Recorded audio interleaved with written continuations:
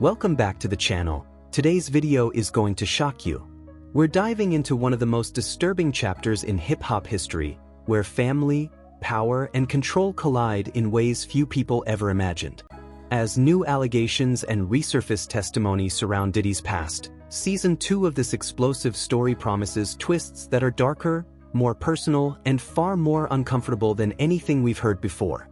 Buckle up, because nothing about this saga is simple. Yeah, my mom's gorgeous. Let me introduce you to my mom. Call Mom Dukes. Hi.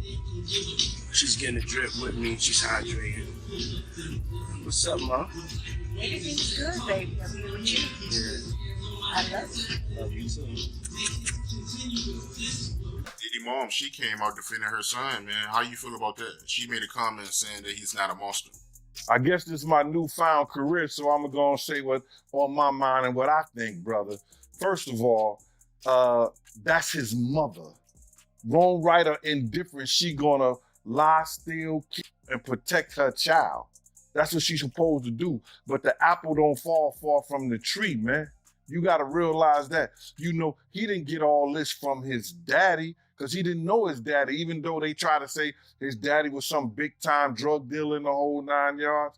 You understand? He didn't get this from his daddy. You got to realize, man, you know, his mother had a modeling agency, and it was alleged that it was also ladies of the night, a prostitution ring too, or these ladies was doing things other than modeling. Remember when I said Diddy mother might be the originator of the freak-offs? Mm-hmm. All right, so tomorrow Peacock is dropping. According to the Rolling Stone, the doc features an alleged childhood friend of Puff's, hip-hop producer Tim Dog Patterson. He alleged that Janice, Diddy's mom, would often throw parties at Diddy's childhood home. He says that during the parties, it wasn't uncommon to walk into rooms where adults was having sex. I mean, that was just their normal. And the doc, when talking about the parties, Tim says, verbatim, "That's what we were privy to. This was what we were fed. Was it the sense?" This part of the story is especially unsettling because it paints a picture of a childhood shaped inside an adult world he never should have been exposed to. The environment being described here isn't just chaotic, it's formative. When a kid grows up around power, secrecy, and blurred moral lines, those behaviors don't appear shocking later, they feel normal. And that's the real tragedy. It raises a tough question. How much of who Diddy became was influenced by the world he was raised in, and how much responsibility still falls on him despite that upbringing? Let me know in the comments. Do you think environment shapes character or only reveals it? This man was talking about that his mother could take her palms and bend over and put them down on the floor. Not bend over, but she could stand straight up and put her palms on the floor, bruh. He's saying that about his mother. Who described any of their mother actions like that in a sexual way? And then, you know, I don't know how many dudes do kiss their mother in their mouth when they 50, 60 years old or something like that. That's them, that's their whole thing, man. But that was a little kind of weird for me. And then his mother wore the same white fingernail polish that Cassie described that he liked to see her and other models in when she was describing her lawsuit. And what's crazy to me is that, man, it seemed like him and his mother had this, I don't want to get too deep, man, this Oedipus complex thing. But why you believe she knew about the freak-offs? Because one of the witnesses said she was there. And then you remember this, bro? Check it out. People tell off on themselves so much, man, and I don't understand when people don't catch it. Diddy has said this. He said, when I give a party, I have to have an ambulance outside of the house. Paramedics ready. That people have to take IVs. Remember the time that him and his mama kissed each other on the lips? Yeah, I remember that video. Do you remember that both of them was getting the IV at the same time? Yeah, I did notice that. Yep. That's from the Diddy freak off party. And I'm going to say allegedly. So let me ask you this. You knowing her at one point, you knowing her personally, is she the kind of person that, will be a part of a freak off or no? I think that she liked to party, and she party with young people. She's always been like that. She always copied or emulated Little Kim and Mary J. Blige, or they emulated her. The blonde hair, the nails, the high boots, the age-appropriate, inappropriate clothing, or relationship, whether it's physical or mental, with a mother and a son. So I'm looking at his mother and him on the couch, and both of them are getting IVs after one of the Diddy parties. Allegedly. I'm going to say allegedly because I wasn't there and I didn't know. But they showed them both getting IVs on the couch. So my whole thing about this thing is that I'm not saying that she was ever at a freak off. She was ever at that type of party. But you can't tell me Miss Janice Combs, who was always at the regular parties, didn't know nothing about the freak off parties. For the situation where they say he was trying to shape Misa into his mother, can you see that? Like, yeah, with the blonde hair and yeah, and all of that. I mean, somebody really asked the question, what kind of man puts his hands on his mother? The same kind of man that parties with his mom, the same kind of man who kisses his mom in the mouth, the same kind of man who seems to have accurate knowledge that his elderly mother can put both of her hands, her palms, on the floor while she's standing up, bent over. Oh damn, I ain't seen that one. Oh. You never seen the Instagram video when he was talking about how his mom was still young and spry and how she still liked the party and how they was getting a IV drip? Oh. Damn. And she was kissing him in the mouth on the video. And he was like, yeah, my mom can bend over and touch the floor with her palms. It's a very, very, very weird relationship. It's weird. So how you feel about, her? I mean, they alleging that she was, having freak-offs. I spoke to a man, Mr. Brown, who used to go to the freak-offs. And this guy lives in Georgia right now. And he told me that he was a stick-up kid back in the day. And one time he had robbed one of their spots. And he went back and he had got the money and gave them their money back and everything like that. And he knew Miss Combs and he knew about her and her freak-offs and everything like that. We had always thought that she had a modeling agency, but it wasn't a modeling agency. It was more of a brothel that she ran for high-profile drug dealers and athletes. You could tell I could tell that Miss Combs at the time, and I actually saw her, like young guys. She came at me a couple of times back in my heyday, before the extra 75 pounds back then. And the reason I left Bad Boy wasn't only because of her advances. It was because I got tired of a lot of the bullshit with her. Now this is where the story crosses from questionable parenting into territory that viewers find deeply disturbing. These allegations suggest not just exposure, but emotional conditioning and blurred boundaries between mother and son. Whether every detail is true or not, the perception alone changes how people interpret Diddy's adult behavior and relationships.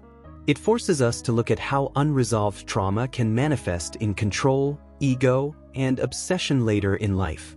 But at the same time, it also reminds us, childhood experiences don't excuse harmful actions, they only help explain the mindset behind them. What do you think? Empathy, accountability, or both? Combs is speaking out about the Netflix documentary, Sean Combs' The Reckoning.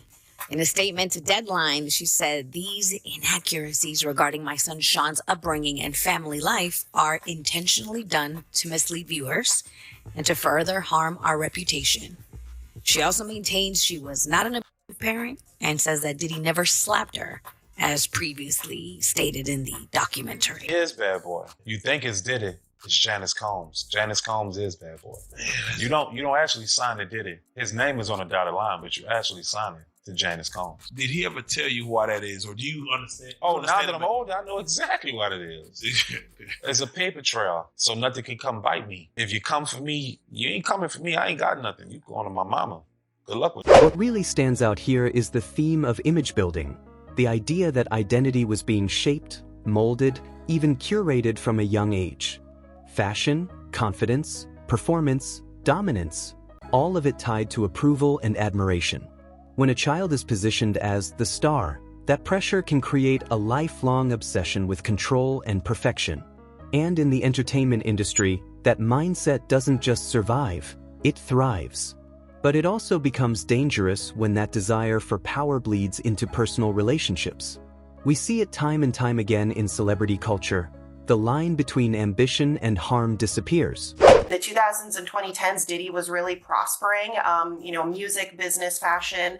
And one of the things that he had said, what he alleged in the documentary, and again, this is an allegation from him, was that the name Bad Boy Entertainment, Combs's name was not really involved in that on the corporate side. And one of the things he's saying is the reason for that was to avoid having to pay any liability from, the devastating basketball game that had happened in the early 90s, where he was the subject of wrongful death lawsuits because of the multiple deaths that had occurred as a result of that basketball game that Diddy was behind organizing. So that was really, surprising to hear. Yeah, that was a big allegation, because the families of the victims killed in that stampede, it was horrible. We're talking about December 28th, 1991. Combs, fellow rapper Heavy D, they hosted this charity basketball game. The game took place at the gymnasium of the City College of New York.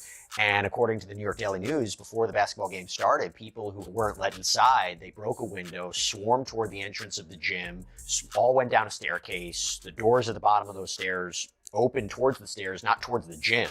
So once a crowd got down there, they couldn't get the doors open and people started being crushed. 9 people died. Dozens of others were injured. And there were no criminal charges that were ever filed against anyone for the stampede, but multiple families and injured victims, they filed lawsuits. I was at City College. You understand? I was there. I was doing security. My team was supposed to have the outside. Puff came to me the day before we were supposed to do the job there and told me that Heavy D didn't want us to do the security outside. I had 18 men ready to do the security outside with my dogs like I always do. People knew how we used to roll. We would have the pits, the Rottweilers, you understand? We had that outside locked up. So anybody try to bum rush, anybody do that, we had the gates, the whole 9 yards. So we could stop all that. You know how people gonna get down in Harlem. You understand? So, and then when you got LL Cool J, you got Mike Tyson coming through there, and they coming through the front door so people see them. So they gonna go crazy. LL was the hottest thing out at that time. Mike Tyson was the hottest thing out at that time. They got all kinds of stars and people in there already. They was coming through the back. They came through the front. And it caused the door to be bum rushed. But if they had the gates up, if they had the dogs, and with the help of the police, that shit would have never happened, bro. That shit would have never happened. I was there. I saw it. I saw Jessica run down the steps after she grabbed the money box because my man Eddie was protecting her. And Eddie's the one called me on the walkie-talkie and said, yo, Jessica just locked me in outside the gym, Gene. You couldn't go down the steps after they bum rushed the door. You understand? I had to run around the whole gym on the outside, around the gym, down the steps, run across the basketball court, and open the front door. When I opened that one door, because it pushed inside, people start squeezing through that. Then I just kept doing the doors, and people was coming in there, falling dead, right out, just falling out right there. And once they got in there, they just fell out. It was crazy, bro. You know, he just wanted us to do inside the gym to make sure that nobody, you know, be over the celebrities like that. That's what he wanted my team to do. But most of the celebrities gonna have their own security anyway. You know what I'm saying? That was just a way to cut our security off anyway. So he cut the security and he got the FOIs, and the FOIs left their post, and that's how the people bum rushed the door, and 9 people died by going down those corridors. And you blame Diddy for that? Yeah, I do. It's his fault. This section exposes a darker side of celebrity excess, the culture of extreme parties, silent witnesses, and unspoken rules. What shocks people isn't just the behavior, it's the normalization of it. The luxury, the secrecy, the code of silence, all of it creates an ecosystem where accountability evaporates. And when family, business, and pleasure overlap like this, it becomes nearly impossible to separate personal loyalty from moral responsibility. The big question is, did people around him enable this lifestyle, or were they trapped inside it? Would you speak out, or stay quiet to survive? And again, I know the freak offs that his son is there. Like, it seems like he likes to get down with his kids. Yeah. But that wasn't all. Just the to hear Little Rod say, like, the boys were around. Roger Bonds talked about the children as well. What kind of parenting relationship is that? But then again, that goes back to the conversation of Lori Harvey, Steve Harvey's daughter. It was all known that she was spotted in them streets with Justin, and then she was spotted in them streets with Diddy, and they all tried to sit there and pretend like that wasn't what it was. Like, I don't know if anybody has not noticed, but ever since Diddy got pinched, they've all been trying to pretend like all of the stuff that we've seen that happened, that they was all involved, and didn't happen. Here, the story shifts from personal dysfunction to strategic power moves. We're talking financial shielding, asset protection, and corporate distance, moves that sound less like family management and more like calculated empire building. Whether this was smart business or a way to dodge accountability depends on how you interpret it, but either way, it shows just how intentional every decision was. Nothing in this world appears accidental, and when power, wealth, and legal strategy intersect, truth becomes incredibly hard to untangle. Do you think this was strategic survival or manipulation of the system? Overnight, lawyers for Sean Diddy Combs trying to stop the release of a Netflix docuseries due out today. We have to find somebody that'll work with us that has dealt in the dirtiest of dirty business. The series contains never-before-seen footage of Combs debating strategy with his lawyers in the days leading up to his arrest in New York last year. I am going to let you professionals look at the situation and come back to me with a solution. It also includes video of Combs greeting fans in Harlem. I'll accept it. And then saying this about the interaction moments later. I need some hand sanitizer. Hold on. I got it. I've been down the streets amongst the people. Yeah, I gotta take a bath. Like the amount of people that actually I'm coming in contact with, like that's what I have to do. You know what I'm saying? Oh. It's like 150 hugs. Now Combs' lawyers are demanding Netflix pull the series, threatening legal action, claiming Netflix is using stolen footage that was never authorized for release as part of what they call a shameful hit piece. The series is executive produced by Combs' longtime rival, Curtis 50 Cent Jackson, and director Alex Stapleton, who said, quote, We obtained the footage legally and have the necessary rights, end quote. Before the cease and desist demand was sent yesterday, Stapleton and Jackson sat down with our Robin Roberts to discuss the series. How do you respond to people who say that it's more about the disdain that you have for Sean Combs than it is for giving the victims a platform? It's not personal. The show is not completely the perspectives of people that did not like Sean. Not everyone needed to have an allegation to be a part of this. Most people file a cease and desist, but somehow Diddy is stupid enough to believe that the answer to a documentary exposing him is to release a documentary that claims he's innocent. Like no one saw video footage of him beating Cassie. Sean Diddy Combs' sons, Justin and Christian, are teasing a new docuseries about their family. Justin and Christian King Combs appear in a new trailer released December 28th to Instagram by Zeus Network's founder. In the trailer, Justin and Christian sit on a couch in a screening room while a series of headlines about their father cycle on screen.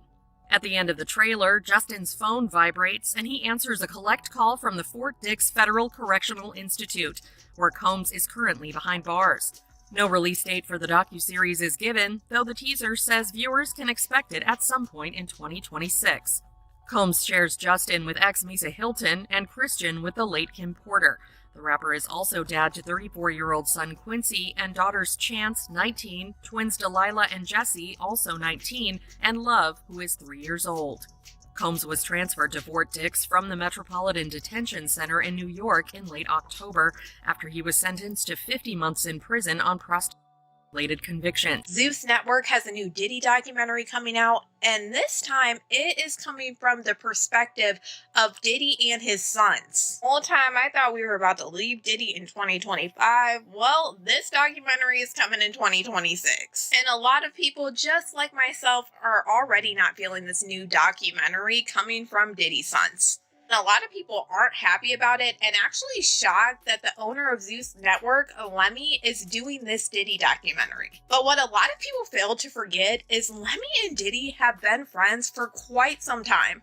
Of his children arriving in court for day one of their father's trial in New York, hands gripped in solidarity. Do you still believe your dad's innocent? How did you feel hearing that testimony? Have you apologized on behalf of your father? Do you believe your father's innocent? Do you feel compelled your father's innocent? Your dad was out for years! Your dad was out for years for abusing women! That's wrong! Your dad's innocent!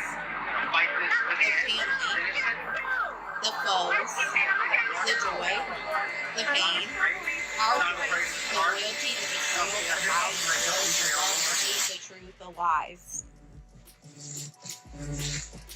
And Diddy calling from Fort Dix. This is a prepaid collect call from Federal Correctional Institution, Fort Dix. When they released this trailer last night, there were so many comments to Lemmy and Zeus Network that they did not want to see this. A lot of people feel like this whole new documentary is just a PR narrative once again being pushed by Diddy and his sons to try to clean up his image. And after hearing certain things on 50 Cent's Netflix documentary, we have to go back in time and remember what we were seeing during trial. Even when it came to Diddy's sons, Christian and Justin Combs, they both came on two separate occasions to trial wearing a free Sean Combs shirt. The first one to do this was Christian Combs during Jane's testimony, and you're not supposed to wear this stuff in front of a jury to try to sway their opinions. And the judge actually told him he had to leave and take it off. And then literally like a week later, Justin did the same exact thing. It was taken out of the courtroom by the judge. And we already saw the videos in the Netflix doc of Diddy talking to Justin saying he needed to push out certain content to control a narrative. During the trial, there were a lot of things going on that I could see that to me felt like it was just straight PR. Do you remember all of these people that were wearing the free Diddy shirts? And it was actually a meme coin that's on their shirt. It's money sign Diddy. This moment highlights one of the biggest contradictions in the story: public denial versus lingering unanswered questions. When allegations are this serious, silence and refusal to sue don't always look like confidence. Sometimes they look like caution. The public is left torn between outrage, curiosity, and disbelief. And that's why conversations like this become so explosive. because they force us to confront uncomfortable realities about fame, protection, and power. Whether people believe every claim or remain skeptical, one thing is clear: this story has shaken the industry in a way that can't be ignored.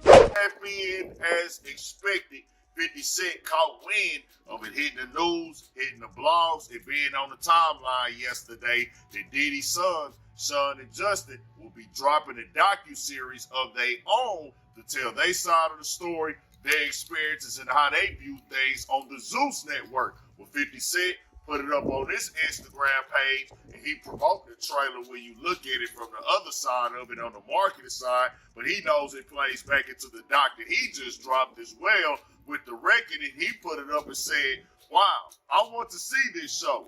I'm not sure this was a good idea. And he tagged Ed 50 Cent Action, letting it be known that this is really promo in itself. So when you step back and look at everything, the childhood environment, the power dynamics, the money, the secrecy, and the conflicting narratives, you begin to see why this story matters so much. It isn't just celebrity drama, it's a cautionary tale about trauma, influence, and the dark side of success. The public reaction is intense, the media conversation is growing, and Season 2 is only raising more questions than answers. If this breakdown shocked you, hit like, share your thoughts in the comments, and subscribe for more powerful celebrity drama, because this story is far from over.